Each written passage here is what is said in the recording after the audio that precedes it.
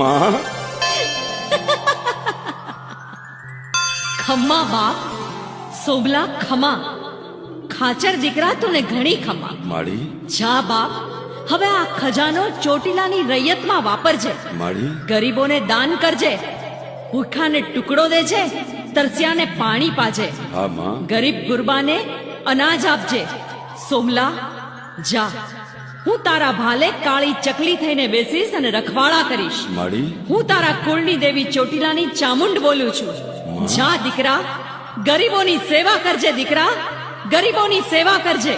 હે માં ચોટીલા વાળી, મારા કુળની દેવી, ખમા માડી ખમા.